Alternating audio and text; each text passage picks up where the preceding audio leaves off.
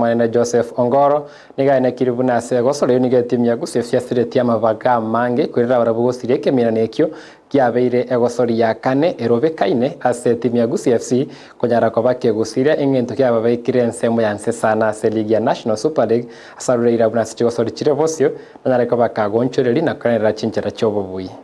My name is Joseph Ongoro, head coach Gusii Football Club. It's a good show. Despite the result doesn't reflect the kind of team that we have, the efforts that we put. In fact, this is the fourth loss in a row, losing narrowly 1-0 to Kisumu All Stars away, losing at home 1-0 to Elite. We lost away 3-0 to Viga Bullets. At times, it's sheer luck. That's why Jose Mourinho says the better side lost. You see, I can equally echo his sentiments and say that the better side lost.